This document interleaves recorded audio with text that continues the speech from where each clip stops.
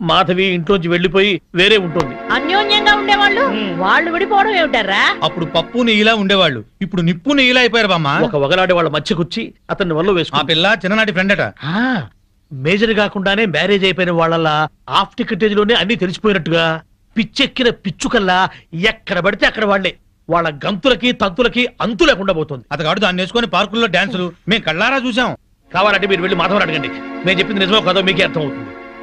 మాధవ్ కాపురాన్ని మీరే ఎలాగైనా చక్కదిద్దాలి బామ్మ. అవును బామ్మగారు. Excuse madam. ఏంటి? మాధవి గారు పనిచేసే కంపెనీ నష్టాల్లో ఉందంట. అవును మేడం. అమ్మకాన్ని కూడా పెట్టారు. Very good. అదేంటి మేడం?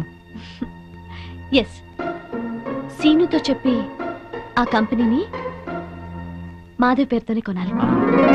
డీల్ జరిగేటట్టు చూడండి మేడం ప్లీజ్. యా. ఊరుకో ఊరుకో అమ్మ మాధవి, ఊరుకో, ఏడవకు. నేను వచ్చేసానుగా, ఊరుకో. తప్పంతా నాదే బామ్మ. ఇలాగే పెళ్లి చేసుకుని అక్క ఆత్మహత్య చేసుకుంది. అమ్మా నాన్న కుంగిపోయారు. తెలిసి కూడా వాళ్ళని వదిలే ఈత వచ్చేసాను. నన్ను ప్రేమగా చూసుకుంటున్నారని మురిసిపోయాను. అప్పులు చేసి అబద్ధాలాడి నన్ను మోసం చేశారు బామ్మ. ఎవరినో తీసుకుని బైక్ మీద నేను కూర్చున్న చోట దాన్ని కూర్చోబెట్టుకుని వెళ్లారు. దాని మూలంగానే ఆయన పైకి వచ్చారట. అదే చెప్తే అదే చేస్తారు. అది తెచ్చిన భోజనమే తింటారు. నా వెనకాల పెద్ద నాటకం జరుగుతోంది బామ్మ. నా బాధ చెప్పుకునేందుకు కూడా ఎవరు లేరు. ఎవరు లేకపోవడం ఏమిటే? నేనున్నాను. ఆ టక్కులాడి సంగతి ఏమిటో ఇప్పుడే తేల్చొస్తాను. ఊరుకో, నా తల్లివి కదూ, ఊరుకో, ఏడవకు. ఆపో ఆపో, కారు ఆపో, ఆపో. బామ్మగారు మీరిక్కడ? ఏమయ్యా, డబ్బు సంపాదించగానే పుట్టి గట్టిదిద్దా? రామచిలక లాంటి పెళ్ళాన్ని ఇంట్లోంచి వెళ్ళగొట్టి రాబందు లాంటి దాంతో తిరుగుతున్నావంట. దాన్నేనా ఈ కారు? దిగు, దిగు. బామ్మగారు మాధవ్ మాటలు విని ఊరికి ఆవేశపడకండి. లేనిపోని అనుమానాలతో తను టెన్షన్ పడి నన్ను టెన్షన్ పెట్టి ఇంట్లోంచి వెళ్ళింది. ఆ అనుమానం వచ్చే పరిస్థితి ఎందుకు తెచ్చావు? దాని మనసంతా అసూయలు, అపోహలు, ఆందోళనలు. దాంతో లేనిపోని ఊహించుకుని ఏదో అనుకుంది.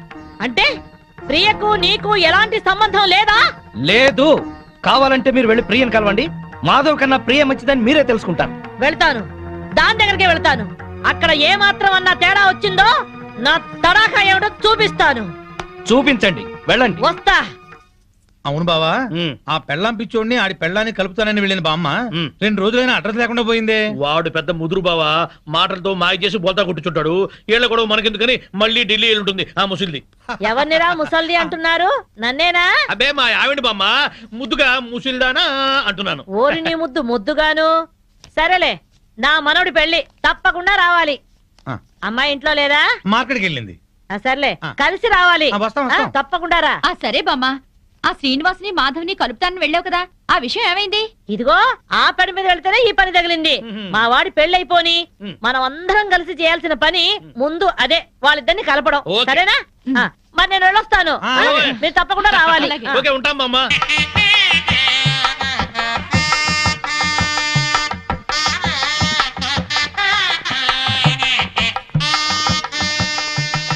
మాధవి బాగున్నావా? బాగున్నాను. బామ్మగారు ఎక్కడున్నారు? బామ్మ అవునమ్మా, పద పద.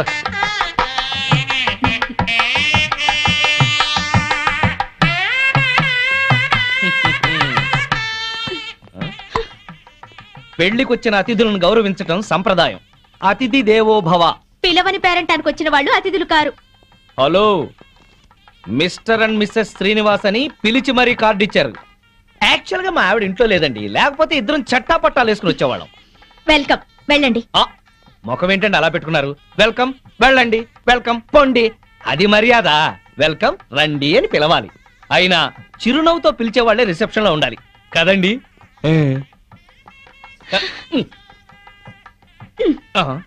వెల్కమ్, వెళ్ళండి. అబ్బా, అదే కొంచెం సాఫ్ట్ గా చెప్తే చాలా బాగుండేది. ఆ మాధవి శ్రీనివాస్ ఇక్కడే ఉన్నారు. ఈ పెళ్లిలో మనం వాళ్ళిద్దరినీ కలపాలి. అవును, అతన్ని చెరగొట్టాలనుకున్న పాపం ఈ పనితో పోవాలి. అవును బాగా చెప్పారు. ముందా పని చేయండి. చేద్దాం. అమ్మా మాధవి, ఇంకా రిసెప్షన్ లోనే ఉన్నావే? వీళ్ళుంటారులే, మండపం దగ్గరికి వెళ్ళి ఆ పనులు చూడు. బామ్మ, ఆ? ఆయన వచ్చారే? నీకోసమే వచ్చాడేమోని. ఏం కాదు. అయితే పెళ్లి కూతురు తరఫున వచ్చుంటాడులే. బామ్మ, పెళ్లి కూతురు ఎక్కడుంది? అదిగో అదే దాని గది. వెళ్ళి మాట్లాడి పనులు చూడు. రండి రండి. ఆంధ్రాలోనే. ఏరా, మీ ఆవిడ నాకు పరిచయం చేయవా? తాళి కడితేనే మా ఆవిడవుతుంది, ఇంకా అమ్మాయే. ఆ అమ్మాయే నీకు నచ్చిందా? బామ్మ సెలక్షనే నచ్చలేదంటే చంపేస్తుంది. నీకు నచ్చిందా లేదా చెప్పు. నచ్చింది. అయితే అర్జెంటుగా వెళ్ళి అమ్మాయిని చూడాలి. ఇదిగో వెళ్ళి చూడు కానీ దిష్టి కొట్టకు. రే, నేను ప్లాన్ వేశాను. నేను ఈ తొక్క అక్కడేస్తాను. మాధవి తొక్క మీద కాలు వేసి జారి శ్రీనివాసరావు మీద పడుతుంది. ఒకరి స్పర్శ ఒకరికి తగలగాని ఒక్కటైపోతారు. పచ్చని పందిట్లో మళ్ళీ వాళ్ళు ఒకటి అవ్వాలి. తొందరగా తొక్కయి బావా, తొక్కి జారి పడుద్ది. వాడు అనుకున్నాడు వాడి దెబ్బ నేను కొట్టేటప్పటికి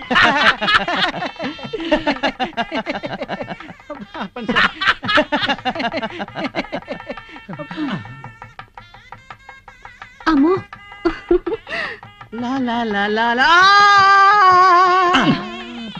ఆ తొక్క మాధవి దొక్కుతుంది అనుకుంటే వీడు దొక్కాడు. తొక్కి నారదీయాలి వీడిని. అక్కడికి ఎందుకు వెళ్ళాడు వెధవా?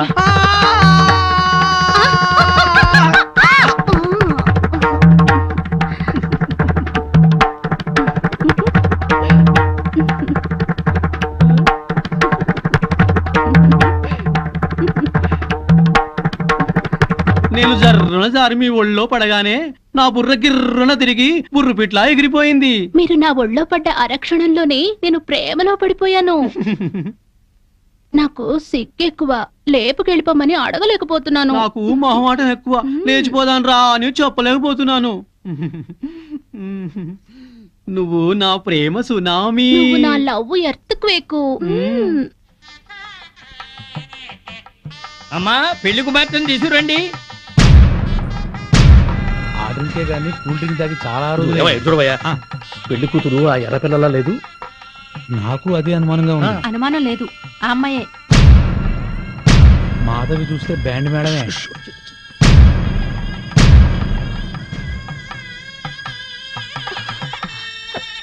వచ్చిన వాళ్ళకి ఏం కావాలో చూడమ్మా. నువ్వు కాస్త తోడుగా వెళ్ళమ్మా.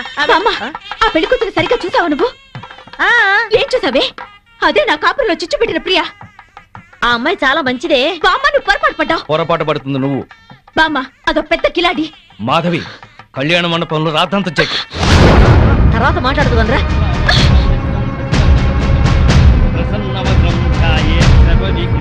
ఆనంద్, లేరా. ఇలాంటి మంచివాడిని పెళ్లి చేసుకునే అర్హత నీకు లేదు. అక్క ఏంటిది? రేయ్, దీన్ని నువ్వు పెళ్లి చేసుకోవద్దు. మాధవి నీ మూర్ఖత్వంతో పేట్ల మీద పెళ్లి చెరగొట్టు. దీన్ని పెళ్లి చేసుకుంటే వీడి జీవితం నాశనం అవుతుంది. నోరు ముయ్. లేనిపోని అపోహలో పోయి నీకు నువ్వుగా నాకు దూరం అయ్యావు. ఇప్పుడు ఈ పెళ్లి కూడా అలాగే చెరగొడతావా? రేయ్, ఇది నా కాపురంలో చిచ్చు పెట్టిందిరా. దీని మూలంగానే ఈ నాకు దూరం అయ్యారు.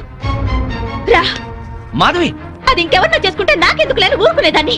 నిన్ను చేసుకుంటుంది కనుక నేను చెప్పాల్సి వచ్చింది. ఆ అమ్మాయి మంచిది కాదురా. నువ్వు ఆగరా. అది అలా చెప్పగానే పెళ్లి కూతురు పక్క నుంచి లేచి వెళ్ళిపోవడమేనా? దానికేం తెలీదు. నువ్వురా. దాని గురించి నీకేం తెలుసు బామ్మ? ఆ అమ్మాయి తప్పు చేసింది అని రుజువు చేయగలవా? ఆ అమ్మాయి తప్పు చేయలేదు, నువ్వు రుజువు చేయగలవా? ఇదిగో ఇలా మాట్లాడావు కాబట్టే ఆ సంగతి ఏంటో తేల్చుకుందామని నేను ప్రియా ఇంటికి వెళ్ళాను.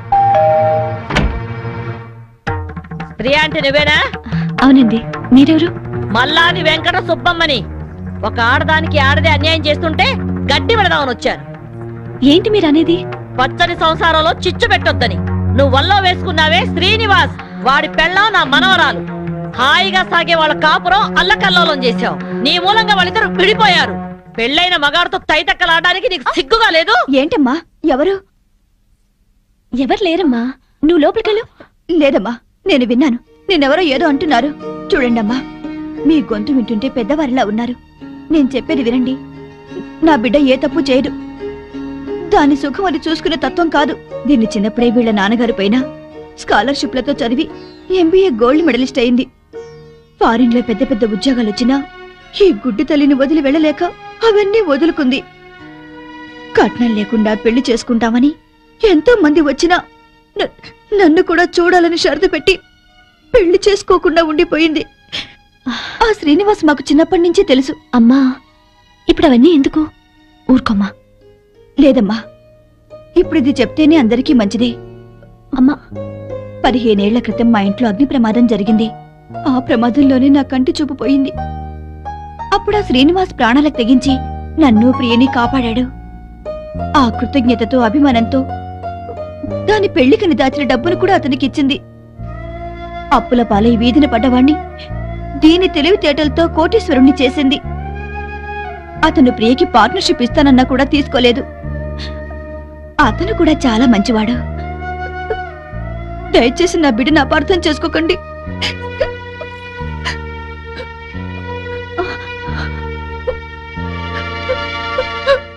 ఇంత సలక్షణమైన పిల్ల నా మనవడికి దొరకాలని అందరి దేవుళ్లకు మొక్కుకున్నాను. ప్రియ నచ్చింది కాబట్టే వాణ్ణి ఇక్కడికి పిలిపించి ఈ పెళ్లి కుదిర్చాను. అంతేకాదు, మన ఇద్దరం ఎప్పుడూ కలిసి ఉండాలనే కోరుకుంది. నువ్వు కంపెనీలో పనిచేస్తున్నావని తెలిసి ఆ కంపెనీ నీ పేరునే కొనిపించింది. మీ అమ్మా నాన్న మనసు మార్చి వాళ్ళు ఇక్కడికి వచ్చేలాగా చేసింది.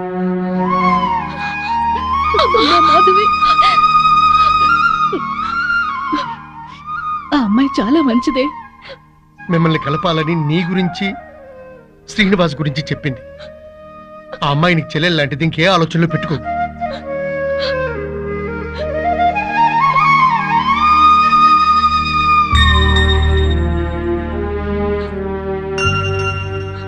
సారీ ప్రియా, నిన్ను అపార్థం చేసుకున్నాను. నన్ను క్షమించు. అక్కని చెల్లెలు క్షమించటం ఏంటి? అందరూ కలిసి ఉండాలనుకున్నాను, కలుసుకున్నా.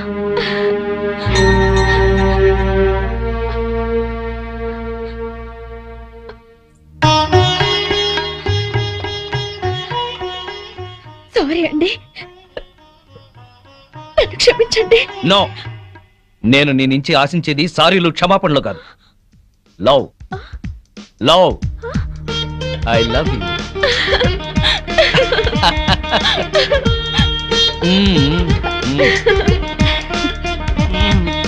బామ్మగారు, వివాహ ముహూర్తం వెళ్ళిపోయి శోభన ముహూర్తం వచ్చేస్తోంది. పెళ్లి కొడుకుని తీసుకురండి.